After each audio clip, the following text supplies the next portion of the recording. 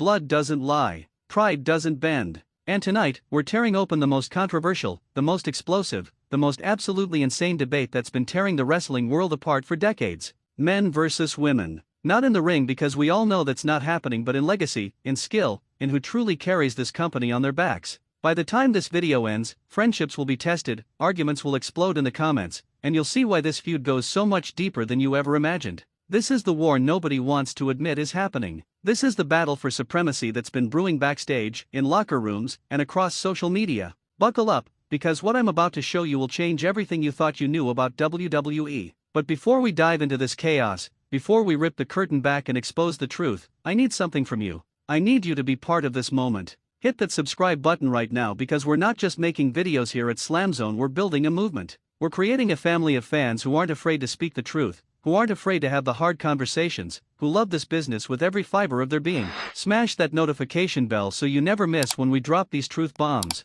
Comment below and tell me whose side you're on. Are you team women or team men? And share this video with every wrestling fan who needs to see this debate settled once and for all. We're in this together, and every single one of you matters to what we're building here. Now, let's get into the fire. The tension has been building for years. Whispers in catering, side-eyes during production meetings, subtle comments in interviews that make you pause and rewind just to make sure you heard what you think you heard. The WWE Women's Division has exploded into something nobody could have predicted 15 years ago. We're talking about athletes who can go 30 minutes, who can main event WrestleMania, who sell out arenas on their own drawing power. Becky Lynch, Charlotte Flair, Sasha Banks, Bayley, Bianca Belair, Rhea Ripley. These aren't just women who wrestle. These are superstars who've rewritten what's possible in this industry. But here's where it gets messy. Here's where the real controversy starts boiling to the surface. Because as the women have risen, as they've shattered every glass ceiling and kicked down every door, there's been a growing resentment. Not from the fans. The fans have embraced this revolution with open arms.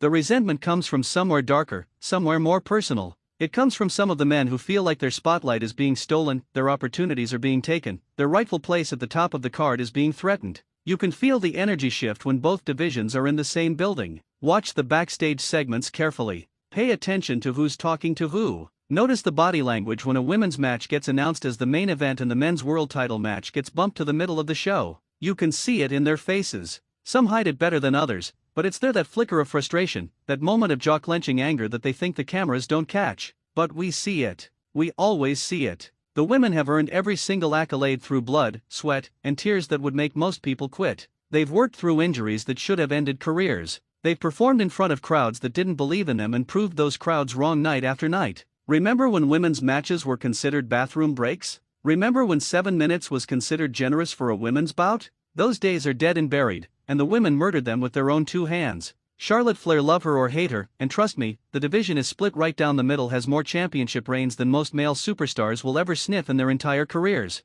14-time champion. Daughter of the Nature Boy, yes, but she's carved out a legacy that stands entirely on its own merit. Watch her work against Rhea Ripley at WrestleMania 39. The physicality, the storytelling, the near falls that had 80,000 people on their feet screaming. That's not nepotism. That's pure talent mixed with an obsessive work ethic that refuses to accept anything less than perfection. Becky Lynch walked into WWE as a wide-eyed kid from Ireland who loved wrestling more than life itself. She scratched and clawed through years of being overlooked, being told she wasn't pretty enough, wasn't charismatic enough, wasn't special enough. And then she snapped. She became the man. Not the woman. The man. She took that phrase and owned it, forcing the entire wrestling world to acknowledge that she was the top draw in the entire company, male or female. When she main event WrestleMania 35 against Ronda Rousey and Charlotte Flair, she didn't just make history, she proved that the women could carry the biggest show of the year on their shoulders and deliver a moment that people will talk about forever. Sasha Banks and Bayley gave us a rivalry that rivals anything the men have produced in the modern era.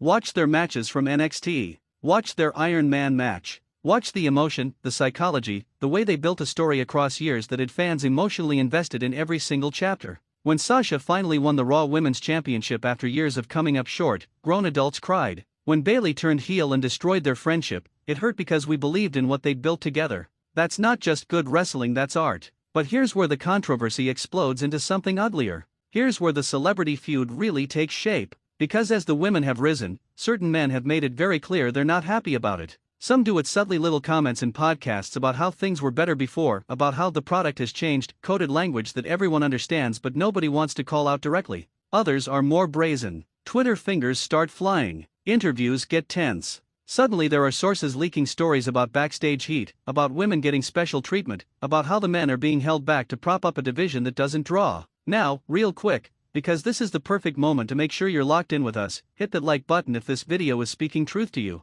Subscribe to SLAMZONE if you haven't already, because we're not afraid to have these uncomfortable conversations. We're not afraid to call it like we see it. Comment below and tell me if you think there's real animosity between the divisions or if this is all just competitive spirit. And share this with your wrestling crew because this debate needs to happen. Alright, let's keep digging. The men's roster, to be fair, has every right to be proud of their legacy. Roman Reigns is in the middle of one of the greatest title runs in WWE history. Seth Rollins has reinvented himself more times than most people change careers. Cody Rhodes came back to WWE with a mission to finish his story. Drew McIntyre, Gunther, LA Knight. The men's division is stacked with incredible talent who work their asses off every single night. Nobody's trying to take that away from them. But here's the uncomfortable truth that needs to be said. Some of these men grew up in an era where women's wrestling was an afterthought, where the women were eye candy first and athletes second, where the idea of a woman main eventing WrestleMania would have been laughed out of the room. They were raised in a system that told them they were the main attraction, the reason people bought tickets, the real stars of the show. And now that system has been demolished. Now they're being told to share the spotlight. Now they're watching women get the accolades, the magazine covers, the mainstream attention that used to belong exclusively to the men. And some of them cannot handle it. You want proof? Look at the social media wars. When Bianca Belair won the Raw Women's Championship at WrestleMania 37 by defeating Sasha Banks in what many consider the match of the night, certain male superstars were conspicuously silent. No congratulations. No acknowledgement. Just radio silence while they promoted their own segments from the same show. When Becky Lynch's merchandise started outselling everyone in the company, male and female, suddenly there were whispers about how the company was forcing her down people's throats, the same criticism that conveniently never gets thrown at male superstars who get similar pushes. The locker room dynamics tell a story that WWE doesn't want you to see. There are male wrestlers who refuse to share training space with the women. There are guys who walk out of production meetings when women's segments get prioritized over their matches. There are veterans who've been in the business for 20 years who still refer to women's wrestling as the other division, like it's somehow separate or lesser than what the men do. This isn't conspiracy theory stuff. This is confirmed by people who work in that environment, who see it every single day, who are tired of pretending it's not happening. And then there are the men who get it. The men who've publicly supported the women's evolution and meant it. The men who've put their own egos aside and acknowledged that a rising tide lifts all boats, that the women succeeding doesn't mean the men are failing. Guys like Mick Foley, who's been one of the loudest advocates for women's wrestling since the beginning. The New Day, who've consistently used their platform to elevate women's matches and storylines. Even someone like Edge, who came back from retirement and made it clear he wanted to work programs that included the women because he recognized their value to the overall product. But for every ally, there's a detractor. For every man who celebrates the women's success, there's another one seething about lost opportunities, about main events they think they deserved, about title matches that got moved for a women's segment. The resentment is real, the jealousy is palpable, and it's creating a divide that's going to explode in a way that WWE can't control forever. Think about the Elimination Chamber matches where both divisions compete. Watch the men's reactions when the women's chamber gets announced for the main event slot. The forced smiles, the tight handshakes, the congratulations that sound like they're being delivered through clenched teeth. These are professionals who've spent their entire lives learning how to work a crowd, how to hide their real feelings behind the character. But sometimes, just sometimes, the mask slips and you see what's really there. The women aren't oblivious to this. They know exactly who supports them and who's waiting for them to fail. Rhea Ripley has talked in interviews about the cold shoulders she gets from certain male wrestlers. Charlotte Flair has been vocal about the double standards, how when she shows confidence it's called arrogance, but when a male wrestler does the exact same thing it's called championship mentality. Sasha Banks left the company partially because she was tired of fighting battles that had nothing to do with wrestling and everything to do with politics and egos and people who couldn't accept change. The celebrity aspect of this feud makes it even more explosive. When mainstream media covers WWE, they're increasingly focusing on the women. Becky Lynch on magazine covers,